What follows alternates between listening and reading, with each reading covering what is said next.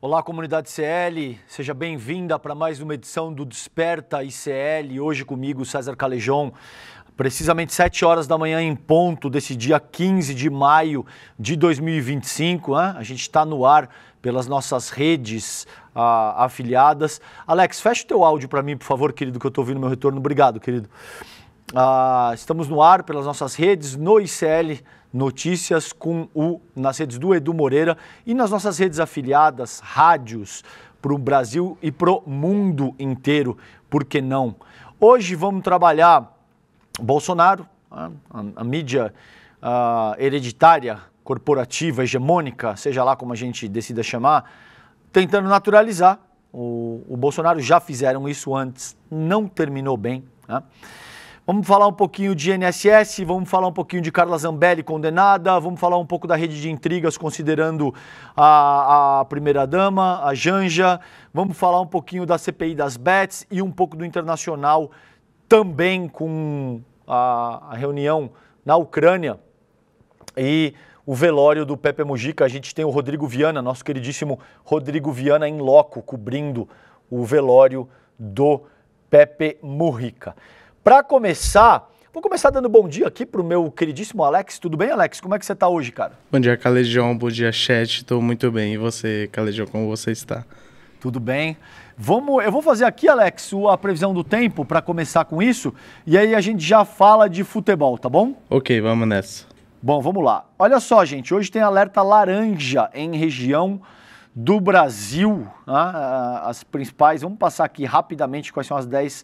Previsão para as 10 capitais hoje, quinta-feira, dia 15 de maio. Então, segundo o INMET, que é o Instituto Nacional de Meteorologia, o litoral sul da Bahia e a região metropolitana de Salvador tem previsão de chuvas até sexta-feira, dia 16. Então, se você me escuta dessa região aí, ou do litoral sul da Bahia, ou região metropolitana de Salvador, fica o alerta laranja, não é assim o alerta mais severo, mas deve ter bastante água nos próximos dias aí nessa região, tá bom?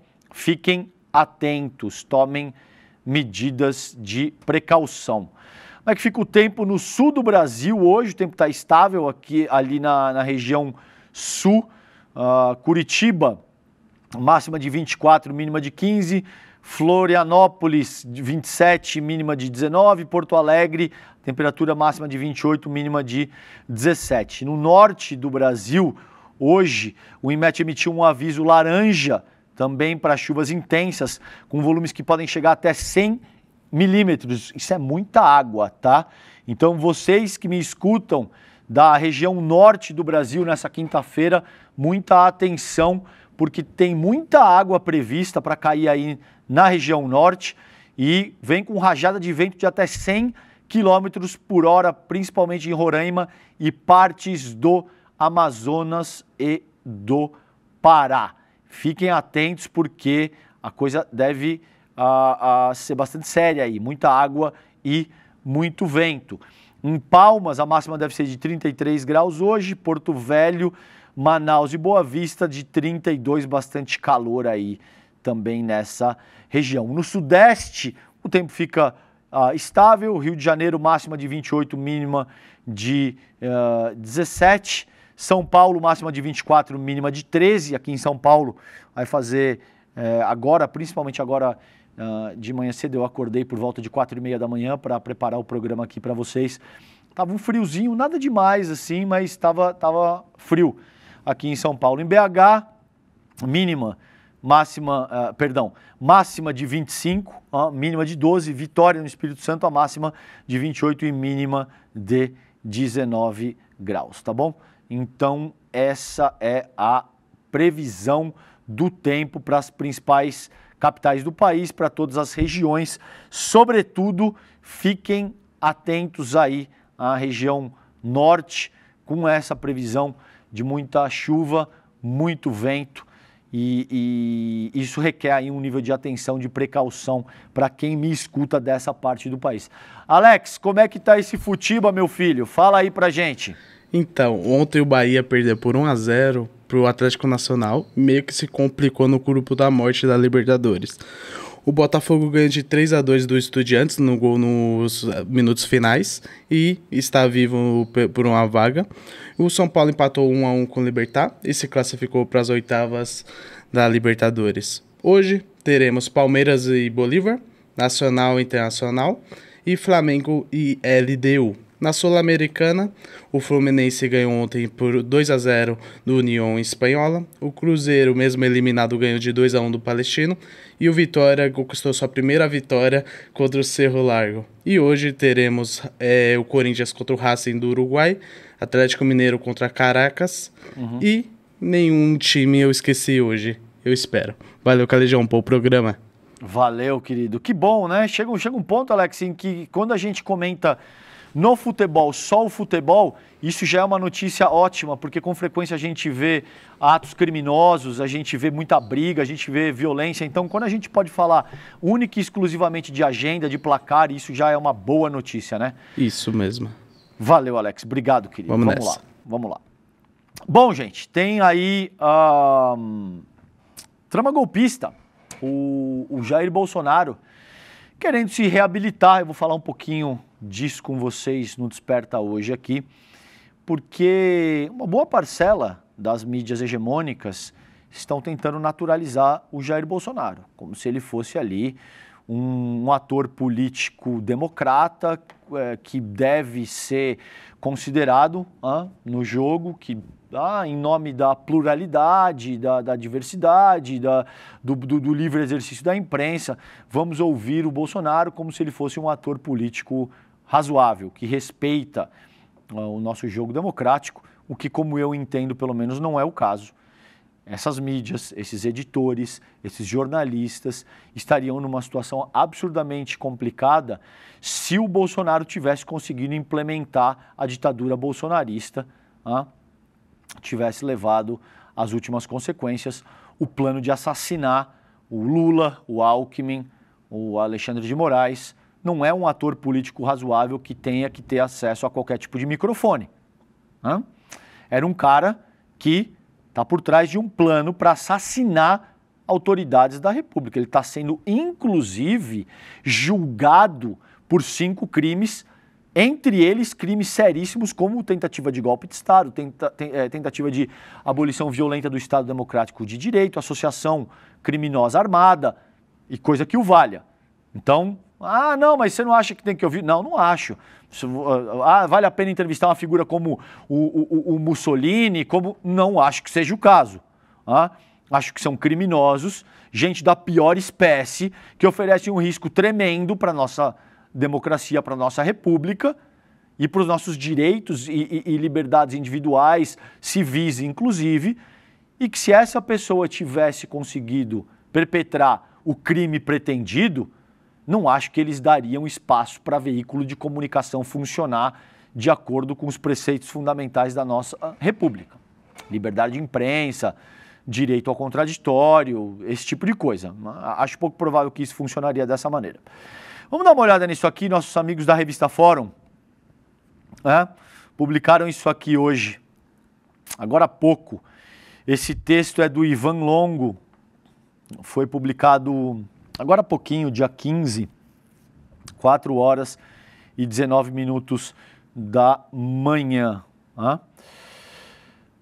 Trama golpista. PF descobre áudios de agente que tinha grupo armado para prender Moraes e matar meio mundo. Abre e fecha aspas. É disso que eu estou falando.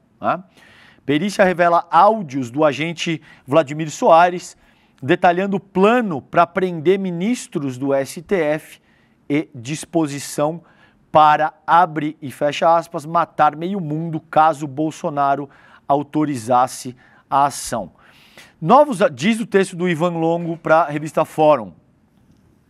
Novos áudios obtidos e periciados pela Polícia Federal, divulgados ontem, dia 14, pelo Jornal Nacional da TV Globo, expõem detalhes chocantes da trama golpista que tentou impedir a posse do presidente Lula em 2022 e para manter o Jair Bolsonaro no poder.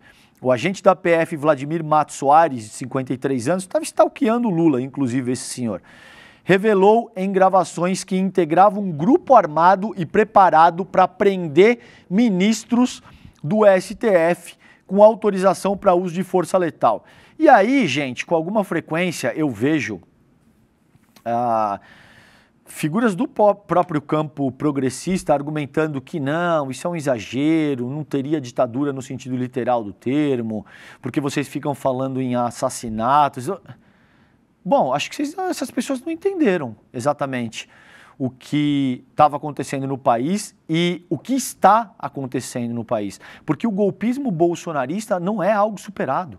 A gente pode ter um estado de coisas muito similar ao que foi 2022, agora em 2026. Sabe qual é a diferença?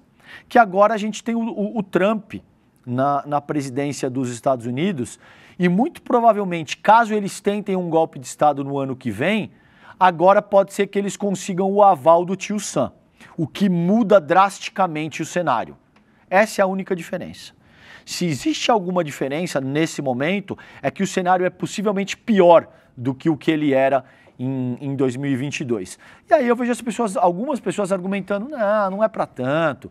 Eles não dariam um golpe no sentido literal, no sentido de matar, de mandar pessoas para prisão do ICOD ou esse tipo de coisa. Ah, não.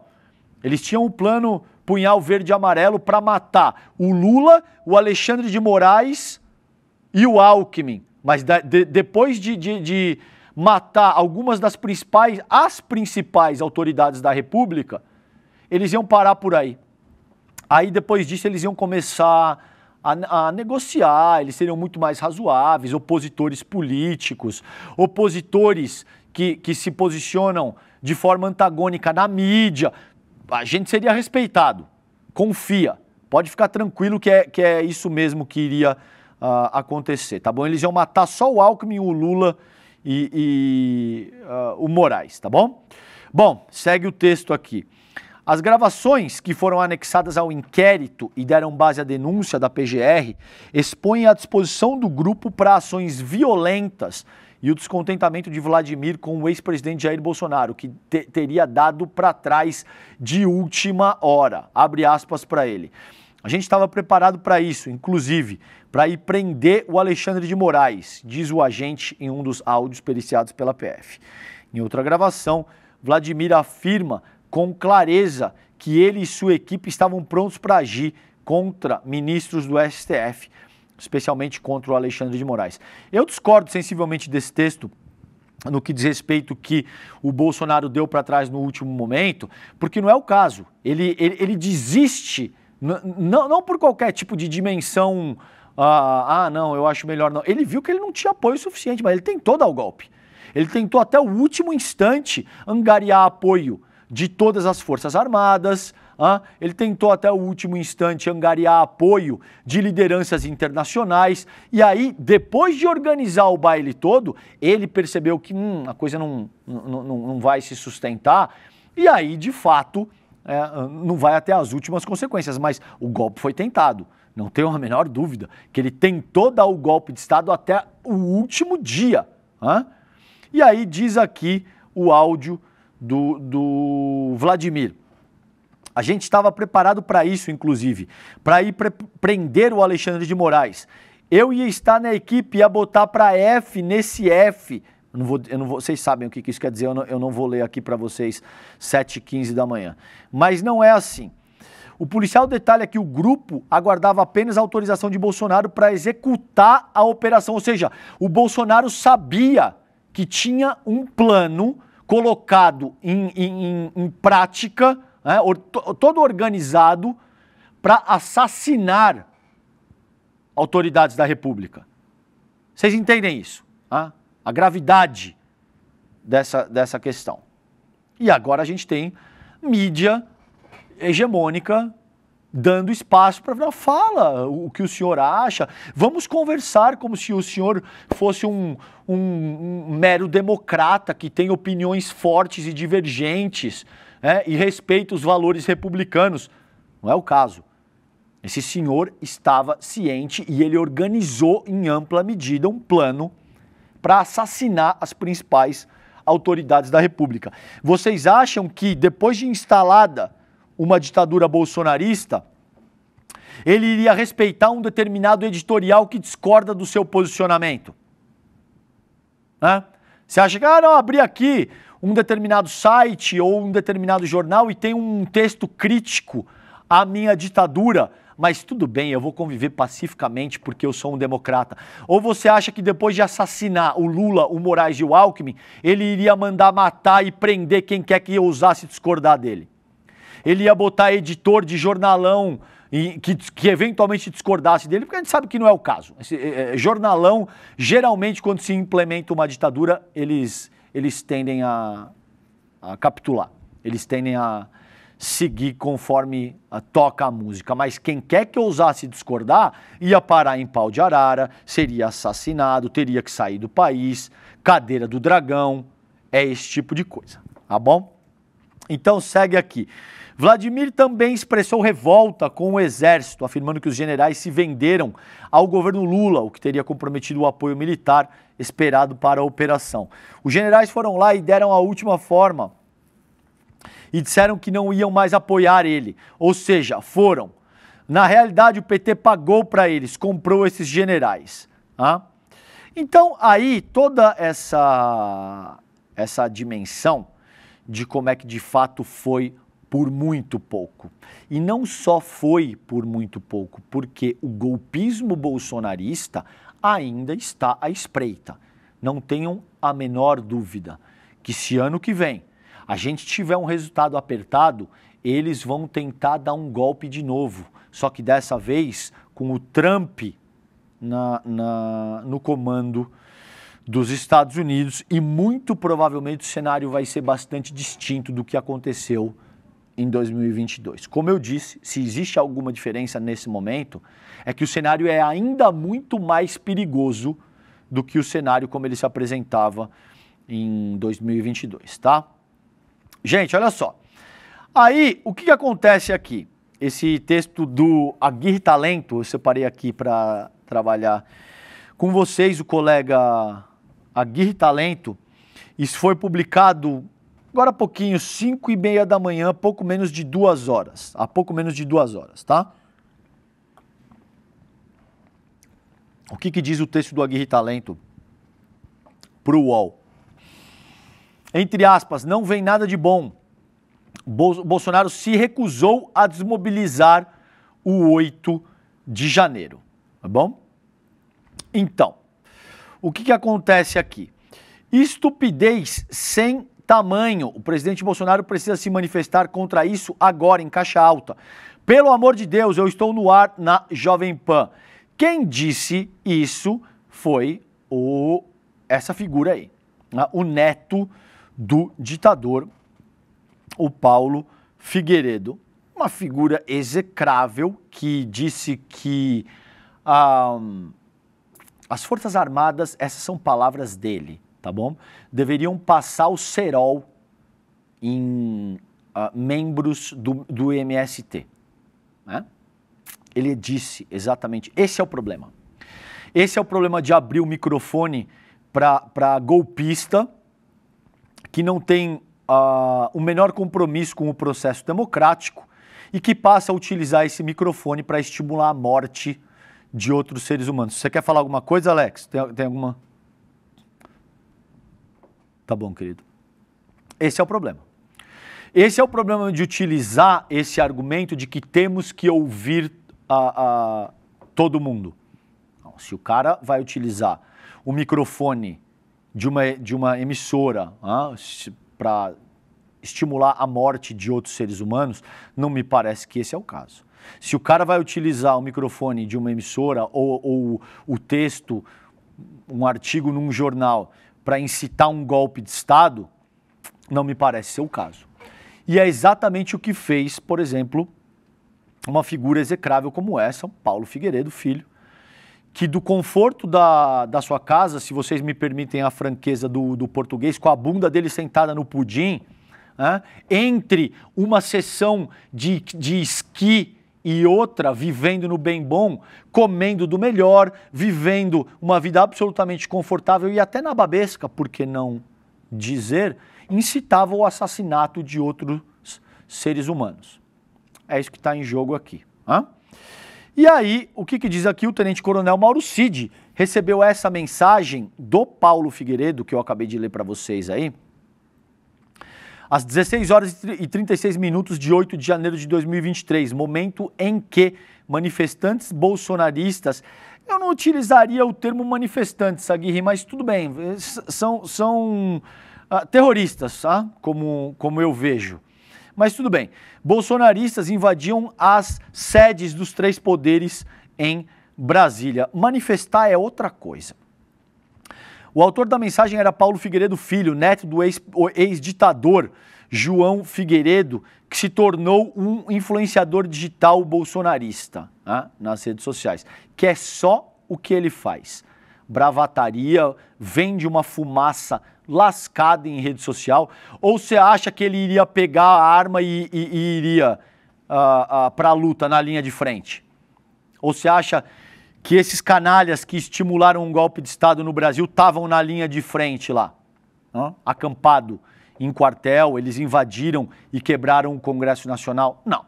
Essa gente fica atrás do computador como bom covarde que de fato ele é.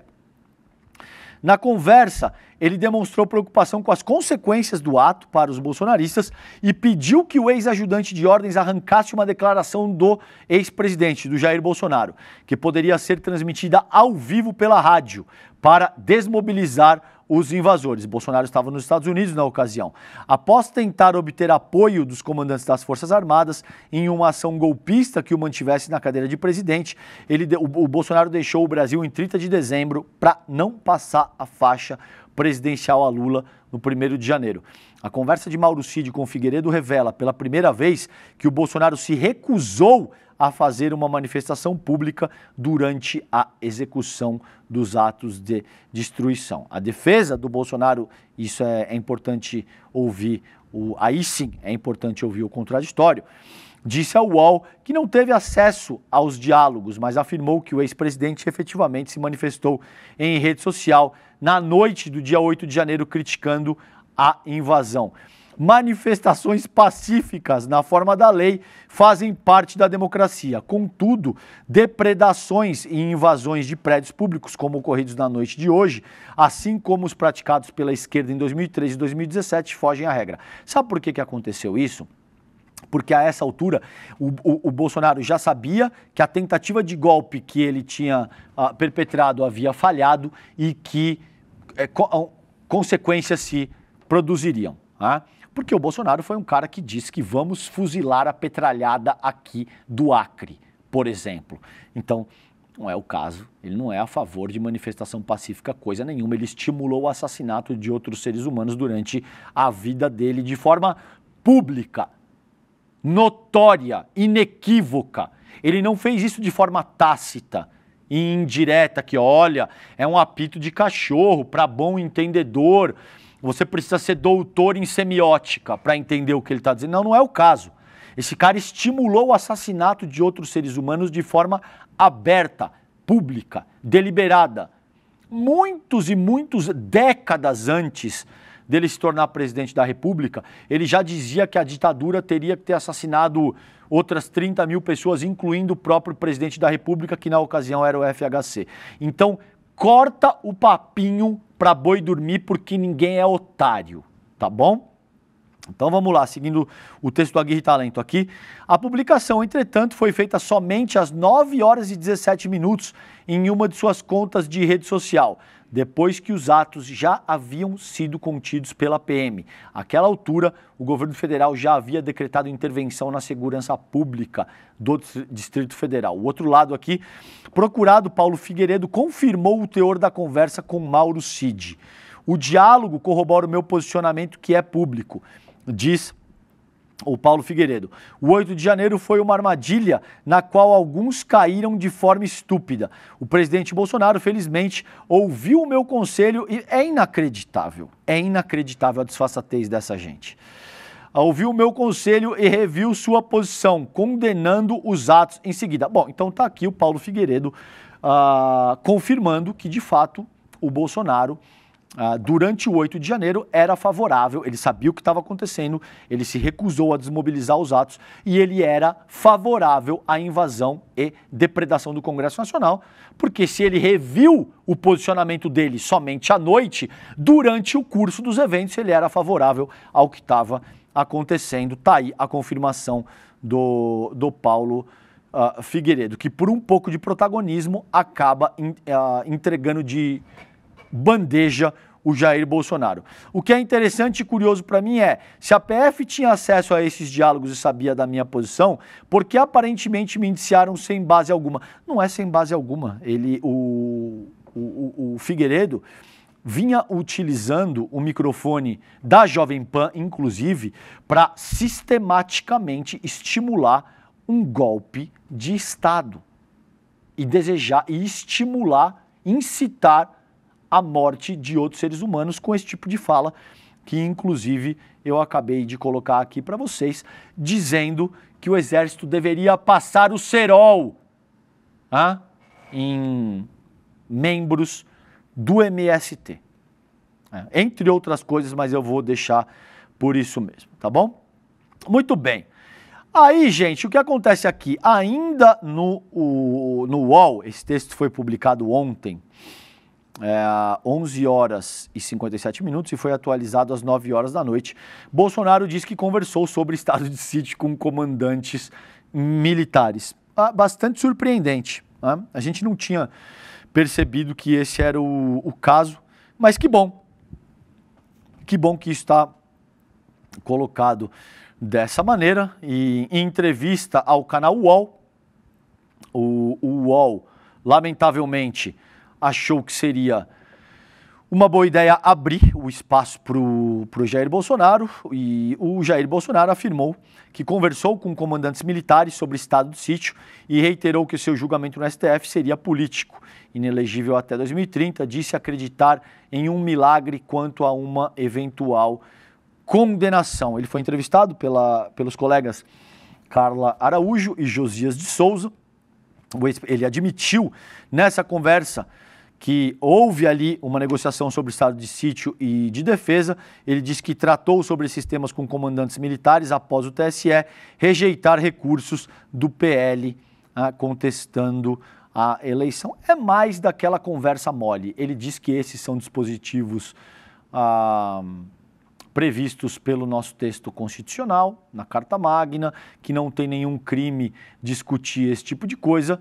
E o que não é verdade, é uma falácia argumentativa, porque se você utiliza um dispositivo constitucional para tentar dar um golpe de Estado, efetivamente isso caracteriza um crime. Não é para isso que serve estado de sítio e estado de defesa.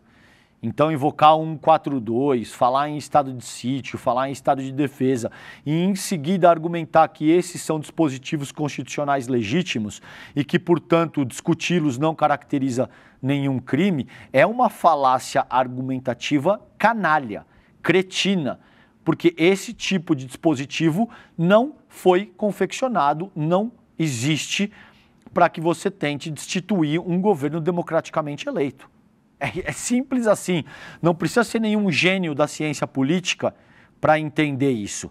É verdade que existe um dispositivo que versa a respeito da possibilidade da implementação de um estado de sítio e da possibilidade da implementação de um estado de defesa. Mas isso é outra coisa. São situações muito específicas, em caso de agressão estrangeira, em caso de instabilidade absoluta e colapso social, que era o que eles não por acaso estavam tentando promover, tentando jogar ônibus em chamas de cima de ponte e viaduto no Distrito Federal, tentando acionar explosivo em aeroporto no Distrito Federal, atacando rede elétrica de distribuição de energia. É por isso que isso não é manifestação. É por isso que eu chamo esses bolsonaristas de terroristas, porque eles utilizaram métodos de terror. Foi por muito pouco, gente, que aquele Washington, o bolsonarista, não conseguiu detonar um artefato explosivo num caminhão-tanque, num aeroporto, na véspera do Natal. Isso teria matado dezenas de pessoas. mulheres, crianças, etc. E eles queriam efetivamente causar essa convulsão social para, em seguida, poder decretar alguma medida restritiva no sentido de invalidar o resultado do pleito presidencial e aí instalar uma ditadura com aquela velha história da carochinha de daqui a 6 meses a gente realiza uma eleição, que é o vulgo na volta a gente compra da criança, e aí instala-se uma ditadura que dura 21 anos, mata opositores, persegue dissidentes, enfim, tudo que a gente está cansado de saber, porque não é o que eu acho, não é porque já aconteceu no Brasil. Entre 64 e 85, a gente viu isso acontecer no Brasil de uma forma bastante gráfica, bastante clara, tá bom? Bom, gente, e aí é isso, o Bolsonaro deu uma entrevista pro UOL, falou a respeito do ramagem, falou a respeito do INSS, falou a respeito da anistia, enfim, sem número de temas aí, como se ele fosse um ator político legítimo, que defende as suas ideias sob a égide da democracia nacional, seguindo os valores republicanos, como se não fosse um extremista, um fundamentalista, que estava organizando, um terrorista, que estava organizando um plano para assassinar as principais autoridades da República e implementar uma ditadura bolsonarista no país. Porque esse é o caso. Esse efetivamente é o caso. E o pior é que isso não está superado. Isso pode acontecer daqui a outros 18 meses. Né? E aí como é que vai ficar? De novo, a mesma conversinha mole de que não é para tanto. Se ele for eleito, ele vai ser mais moderado, ele vai estar circunscrito ao parâmetro que a institucionalidade prevê. De novo, essa conversinha, porque foi exatamente isso que essas mídias alegaram para tentar naturalizar o Jair Bolsonaro antes da eleição de 2018. Não aprenderam nada, infelizmente, tá bom? Gente, vamos girar a pauta aqui. Eu vou para o site do iclnoticias.com.br. Explosão de entidades no governo Bolsonaro alimentou esquema de descontos indevidos no INSS. A gente vem fazendo essa análise, que é o seguinte. O bolsonarismo está tentando implementar uma CPMI, uma CPI, porque eles sabem que essa questão do tema da corrupção afeta demais a imagem do governo Lula, porque esse é um tema que foi trabalhado durante 20 anos, a partir do mensalão ali em 2005, contra o PT, contra o Lula e contra a esquerda e o campo progressista de uma forma mais ampla. O problema, nesse caso, é que tem muita gente atrelado ao bolsonarismo e ao governo, ao desgoverno Bolsonaro, que tem muito esqueleto no armário, hein? Então, isso pode ser um baita tiro no pé, como foi, por exemplo, a questão do 8 de janeiro. Quiseram investigar, deu ruim, veja o que está acontecendo agora. É verdade que tem muita gente que conseguiu passar incólume e deveria estar indiciada e conseguiu se safar até aqui, pelo menos. Mas vamos lá. Então, esse texto foi publicado hoje, agora há pouco, 6 horas e 7 minutos da manhã. Relatório do TCU mostra que entidades como Ambec e Conafer dispararam em número de associados entre 2021 e 2022 durante o governo do Jair Bolsonaro. Esse texto é do Kleber Lourenço, tá? Nosso jornalista extremamente competente e técnico aqui, do ICL. Diz o texto do Kleber: um relatório do TCU de junho de 2024, elaborado pela Unidade de Auditoria Especializada em Previdência, traz evidências sobre a fragilidade nos mecanismos de controle de descontos em benefícios previdenciários operados por entidades associativas.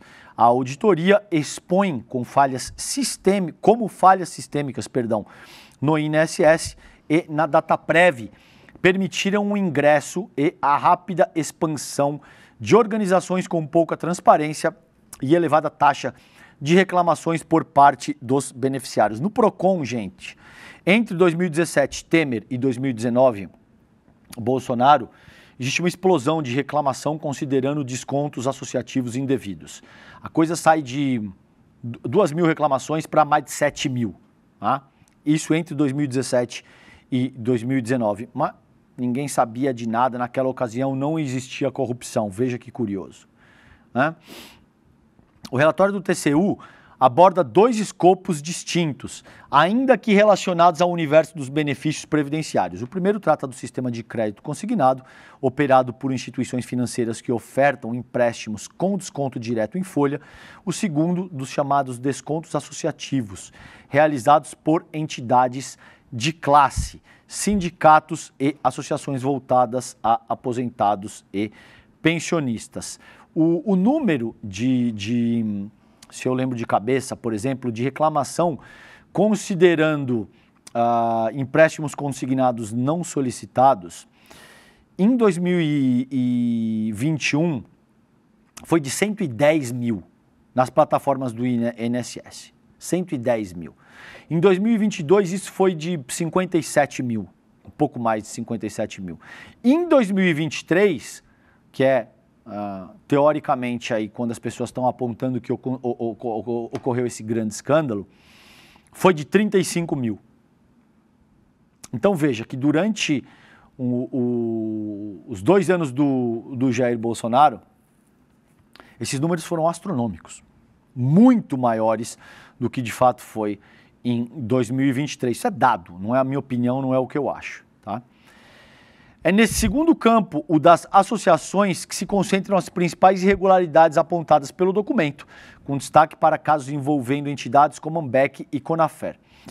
Essas organizações passaram a operar dentro do sistema de consignações com baixa ou nenhuma exigência de comprovação de vínculo com os beneficiários, explorando brechas normativas e operacionais da estrutura de controle do INSS e da Dataprev.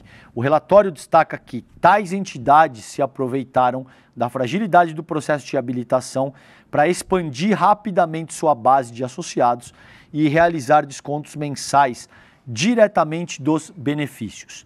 Muitas delas são alvo recorrente de reclamações registradas em plataformas como o Reclame Aqui, sobretudo por cobranças indevidas e dificuldades de cancelamento dos vínculos, evidenciando um padrão de atuação abusiva em prejuízo dos aposentados, tá? Então, 2 associações tiveram aumento expressivo de descontos, diz o texto do Kleber aqui. Entre os exemplos mais alarmantes está a Ambec, que saltou de apenas 3 associados em dezembro de 2021 para mais de 600 mil 2 anos depois. Já a Conafer mais do que dobrou o seu número de filiados, saltando de 231 mil para 641 mil no mesmo período. Ambas as entidades registram números elevados de queixas no Reclame Aqui, sendo a Ambec responsável por 7.568 reclamações, das quais 81,7% estão diretamente ligadas a cobranças indevidas. E a Conafer com 3.726 queixas, 67,9% pelo mesmo motivo. Então está aqui o texto para quem se interessar por essa pauta, terminem de ler. Eu vou avançar aqui porque eu tenho só mais 20 minutos de desperta hoje com vocês, mas um trabalho muito bom, como sempre, do Kleber Lourenço, jornalismo investigativo aqui do ICL, demonstrando como essa explosão de entidades no governo Bolsonaro alimentou o esquema de descontos indevidos no INSS, tá? Ainda nessa temática, servidor do INSS denunciou o esquema de descontos ilegais durante governo Bolsonaro, diz TV. E aí, repetindo aqui um dos dados, a Conafer saltou de 400 mil reais em descontos em 2019 para 202 milhões de reais em 2023, diz a CGU. Então,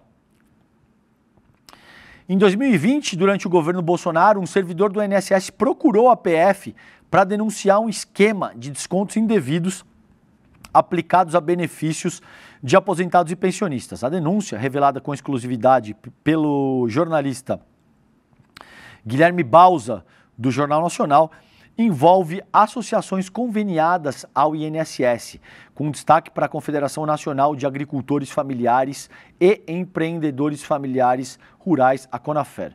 O denunciante, que atuava na área de análise de descontos previdenciários, decidiu acionar a Polícia Federal após receber ameaças de morte. Segundo ele, as intimidações começaram quando auditorias identificaram irregularidades nos chamados Acordos de Cooperação Técnica, os ACTs, usados para autorizar descontos associativos nos benefícios.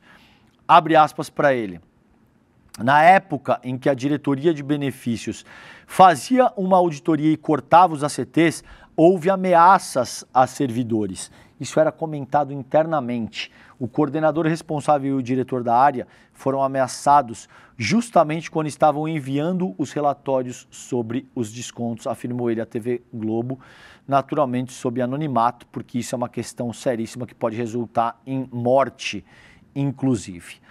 Mesmo diante da gravidade das denúncias, a investigação da PF foi encerrada em 2024 sem indiciamentos. No entanto, o caso também foi encaminhado à Polícia Civil do Distrito Federal após reclamações de beneficiários ao Ministério Público, tá? Então, gente, a questão é o seguinte, eu tive uma conversa no N1 com o Demori, ele fez uma fala importantíssima e eu concordo integralmente com ele, que é o seguinte, o governo Lula deve apoiar a instalação de uma CPI ou de uma CPMI. Ah, Calejão, mas existe todo um processo de desgaste do governo que vai se produzir. Muito provavelmente a CPI ou a CPMI, uma das duas coisas, será implementada de qualquer maneira. E a essa altura, o governo precisa demonstrar que, de fato, deseja que essa questão seja esclarecida. Não é à toa que o Lula, e não é de hoje, o governo Lula, já a partir de 2002, dá uma autonomia ao Ministério Público, à PF, à CGU, à AGU, e não é à toa que esse tipo de questão passa a ser esclarecida durante a gestão do governo Lula, e também não é à toa que os aposentados e pensionistas serão ressarcidos durante o governo Lula. É importante que tudo isso seja demonstrado e é importante que, como eu vejo pelo menos, que o governo Lula apoie que esses esclarecimentos e essa investigação atinjam as últimas consequências. Né? Porque, se de fato isso for implementado com a resistência do Partido dos Trabalhadores e dos governos dos partidos que apoiam e que vão se posicionar, porque tem muita gente que está na base governista e vota sistematicamente contra. Mas se esse esforço do governo federal for ao encontro de evitar que a CPI seja implementada e ela efetivamente for implementada, isso vai causar um dano ainda maior, considerando um governo que, como eu vejo, está se esforçando para esclarecer e elucidar a questão. Por isso eu concordo com o Demori. O governo Lula deveria apoiar, deveria repensar esse posicionamento e deve apoiar para que, de fato, a CPMI ou a CPI seja implementada e bota tudo às claras na mesa. Quer investigar? Investigue até o fim, que os aposentados e pensionistas sejam ressarcidos e que quem cometeu crime, independentemente de partido, de posicionamento político ideológico ou qualquer outra coisa, que pague pelos crimes que foram cometidos. Esse é o meu posicionamento, pelo menos, tá bom?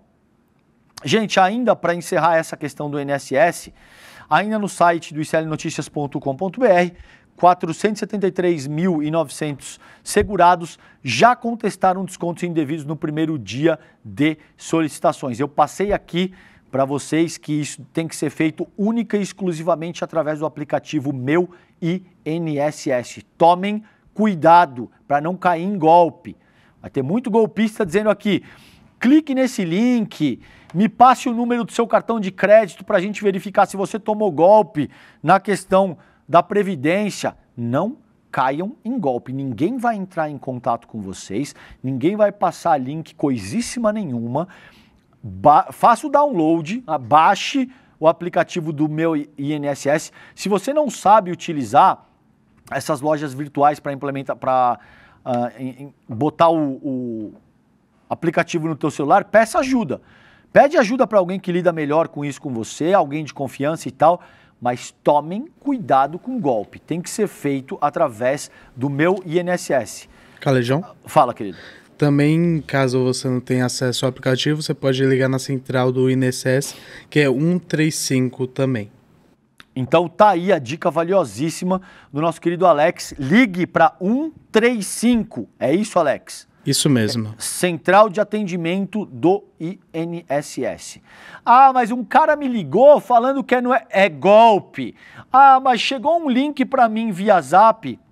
É golpe, tá bom? Simples assim.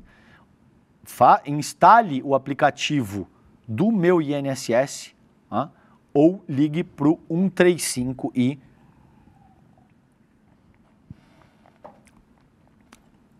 vá lá verificar se você teve algum tipo de desconto feito de forma indevida. Então é isso, aposentados e pensionistas. Esse texto é do Pedro Rafael Vilela, da Agência Brasil, colega Pedro Rafael Vilela. Aposentados e pensionistas do INSS começaram ontem a abrir requerimentos de devolução de valores descontados indevidamente nos últimos anos. O pedido deve ser feito pelo aplicativo do Meu INSS ou, como Alex acabou de indicar aqui, pelo site ou pelo telefone 135. Em balanço apresentado no fim do dia, o Gilberto Walter Júnior, o atual presidente do INSS, informou já terem sido abertos, só no primeiro dia aí, um total de 480.660 procedimentos de reconhecimento ou não dos descontos, somando plataforma online e atendimento telefônico. Desse total, 473.940 pessoas, 98,6% do total, informaram não reconhecer a cobrança de mensalidade por entidade associativa. Então é curioso, né? Porque queira ou não, é no governo Lula que tudo isso está sendo esclarecido, que as pessoas, as responsabilidades serão apuradas, essas pessoas terão que responder em juízo e as pessoas que foram lesadas estão sendo ressarcidas, tá bom?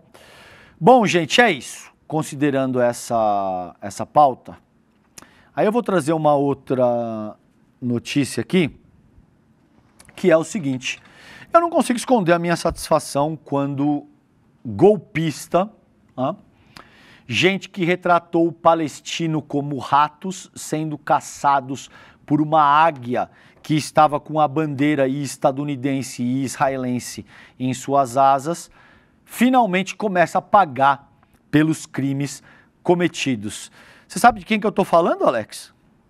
Não, conta pra nós aí, Calejão. É da Carla Zambelli. A STF votou pela condenação da Carla Zambelli e do Arara Hacker por invasão. Aí tem uma matéria aqui que eu achei bastante interessante, que foi publicada, não tem nenhum nome aqui, tá, gente? De jornalista pelo menos, mas é da BBC News Brasil. Isso foi publicado há 7 horas. Diz o texto da BBC: por unanimidade, a primeira turma do STF condenou a deputada Carla Zambelli, do PL aqui de São Paulo, a 10 anos de prisão em regime fechado, perda do mandato e pagamento de indenização por invadir o sistema do Conselho Nacional de Justiça e por falsidade ideológica. O ministro Fux foi o último a votar nessa quarta-feira e completou o placar de 5-0 pela condenação, foi unânime. O relator do caso, o Alexandre de Moraes, havia se manifestado na última quinta-feira, sendo acompanhado por Flávio Dino, Zanin e Carmen Lúcia. Zambelli foi acusada pela PGR de planejar e comandar a invasão ao sistema do CNJ, com o auxílio do Walter Delgatti, que é o hacker, sempre está envolvido numa polêmica, ele já está preso, inclusive, preventivamente, o Delgatti, se eu não me engano, vamos ver aqui, e ele recebeu pena de 8 anos e 3 meses, tá? O Walter Delgatti, uma pena sensivelmente menor do que a atribuída a Zambelli na dosimetria.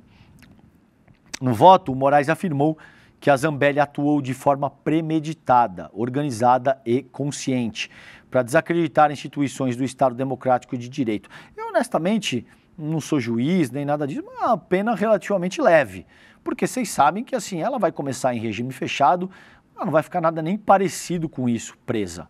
Né? Então, para alguém que agiu ativamente, pediu golpe de Estado, tem vídeo dela. Tem vídeo dela gravando, senhores generais 4 estrelas, os senhores vão se submeter pedindo abertamente um golpe. Alguém que fez tudo que a Carla Zambelli fez, pegar 10 anos de cana, é pouco, não é não? Eu acho que ela poderia ter tido uma pena mais parecida com o que, por exemplo, pegou o Bagrinho ali, que invadiu e quebrou o Congresso Nacional, 17 anos e tal.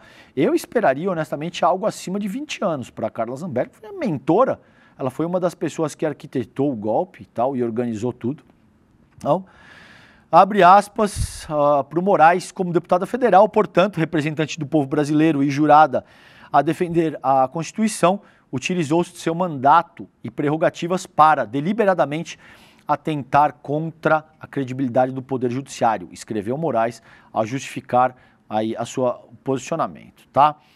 Então, gente, o julgamento ocorre no plenário virtual do STF e termina oficialmente às 11 horas e 59 minutos de hoje, dessa quinta-feira. Até lá, ainda que improvável, ministros podem mudar seus votos. Mesmo com a condenação já formada, a decisão ainda não é definitiva, já que cabem recursos. Vamos ver isso um pouquinho rapidamente, porque cabe embargo de declaração e tal, mas nada que possa efetivamente alterar o resultado do que está proposto aí. Vamos ver isso aqui, olha, que é importante. Após o fim do julgamento, o que vai acontecer agora? O STF vai publicar o acórdão, o documento oficial que registra a decisão tomada pelos ministros. Só então começa a contar o prazo para apresentação de novos recursos. O principal recurso possível nessa fase são os chamados embargos de declaração, que servem apenas para pedir esclarecimentos sobre pontos da decisão que possam estar confusos, contraditórios ou incompletos. Aí o Clóvis Alberto Bertolini, que é doutor em Direito do Estado pela Universidade Federal do Paraná e especialista em Direito Público, explica aqui nessa matéria que os embargos de declaração são um recurso apenas para esclarecimento, que eles não têm efeito suspensivo nem devolutivo, salvo exceções, tá? Então, esses embargos não mudam o resultado do julgamento, mas podem afetar detalhes como a data de início da pena, o cálculo final da condenação e tal. No caso da Zambelli, ele afirma que esse tipo de recurso pode ser apresentado, mas não há possibilidade de embargos de divergência, porque a decisão da primeira turma foi unânime. E aí ela alega, né, eu dando direito ao contraditório aqui e ouvindo o lado dela, ela alega que se trata de uma perseguição política e que, em nota, o advogado dela, o Daniel Bialski, afirmou que a corte desprezou argumentos que levariam à nulidade do processo e que a deputada foi condenada sem provas irrefutáveis e induvidosas, tá? Então tá aí o posicionamento da defesa também da Carla Zambelli. Gente, quero fazer alguns registros aqui nesses 5 minutos finais. Texto da Carta Capital do colega Vinícius Nunes, que foi publicado ontem, 19 horas e 28 minutos. Suposto climão com Janja na China chamusca ministro e reforça receio de Lula contra vazamentos. Nos bastidores, o Rui Costa tem sido apontado como responsável por vazar a imprensa e intervenção de Janja sobre o TikTok. Vocês sabem o que aconteceu aí, portanto, tem toda uma rede de intrigas na qual a Janja, eu vou dizer supostamente porque eu não tenho apuração para cravar categoricamente que aconteceu ou não, e o Lula publicamente está dizendo que foi ele que fez a pergunta. Como é que se dá a rede de intrigas? Supostamente, a Janja teria interpelado o Xi Jinping, o presidente chinês, sobre como a plataforma TikTok, que é uma plataforma chinesa, favorece, via algoritmo, as publicações da direita. Isso teria sido uma crítica feita pela Janja numa conversa ali, na qual estavam num encontro, estavam chefes de Estado, o Lula. O Lula veio a público dizer que, olha, me espanta, porque como é que isso vazou? Quem é que vazou isso? Ele demonstrou uma irritação, inclusive, e aí existe uma especulação. Eu não vou cravar nada disso, porque eu não tenho apuração e eu não quero fazer isso de uma forma leviana. Especula-se que, de fato, o Rui Costa tenha vazado essa conversa. Isso é o que está sendo dito no debate público de uma forma aberta, e aí eu me sinto confortável para dizer, porque isso tudo é público e notório. Publicamente, o Lula diz que não é o caso. O Lula diz que não foi a Janja que fez esse questionamento, que ele fez esse questionamento, tá? Então, só para vocês, a gente vai trabalhar isso seguramente daqui a pouquinho no N1, mas para que vocês estejam a par do que está acontecendo, considerando essa questão e essa rede de intrigas e tudo o que envolve esse questionamento, tá bom? Gente, CPI das bets avalia convocar mais influenciadores. Isso foi publicado pela CNN Brasil. A comissão está prevista para terminar dia 14 de junho e não deve ser prorrogada. Como se não fosse o bastante, o que aconteceu com a Virgínia Fonseca, utilizando cosplay de menina inocente, forçando uma confusão entre o canudo do copo Stanley e o microfone, sendo tietada por senador da República que pediu para tirar selfie com ela.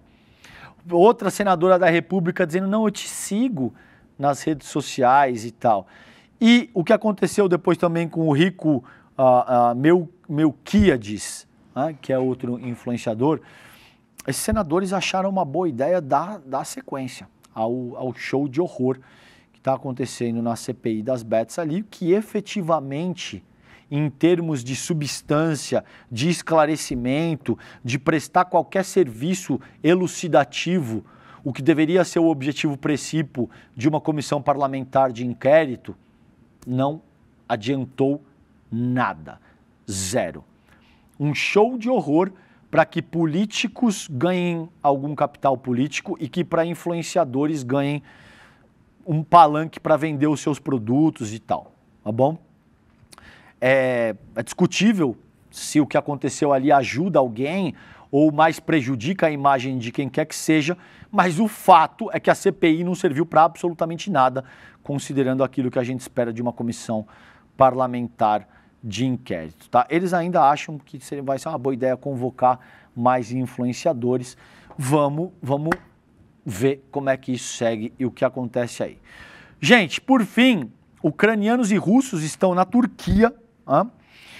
O Putin diz que ele não vai. Agora o Trump também diz que ele não vai e o Zelensky já está lá.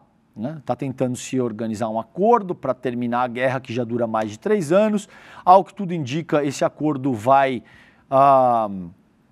compreender que a Ucrânia tenha que ceder os territórios ali de Donetsk, Luhansk, a Crimeia para a Rússia e terras raras para os Estados Unidos. E o Zelensky, que está lá agora sozinho, foi abandonado pelos Estados Unidos, que foi o regime que efetivamente incitou todo esse conflito, sobretudo estimulando a expansão da OTAN cada vez mais para o leste europeu. E aqui, por fim, o velório do Mujica. O que vai acontecer hoje? A gente tem nosso queridíssimo Rodrigo Viana, está no Uruguai em loco e vai trazer isso para vocês, tá bom?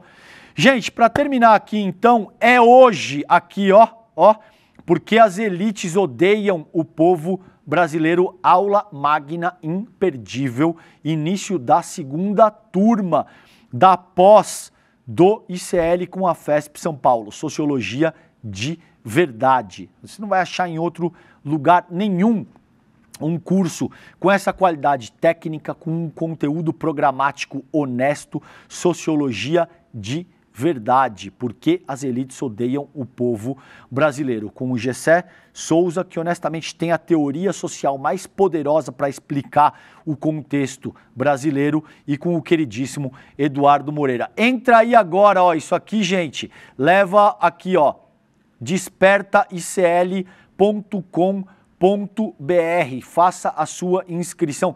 Você faz isso em coisa de 15 segundos, enquanto você aguarda o início do ICL Notícias, primeira edição, tá bom? Agora, aqui, ó, despertaicl.com.br. Com isso, eu termino o Desperta ICL de hoje.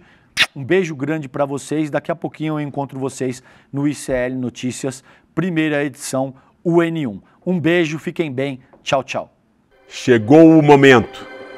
Hoje, às 20 horas, vamos nos encontrar na aula inaugural da segunda turma da pós-ICL. Por que as elites odeiam o povo brasileiro?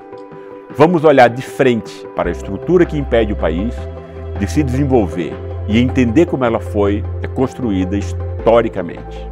Vou mandar o link para o seu e-mail e para o seu WhatsApp 1 hora antes da aula começar. Garanta o seu lugar.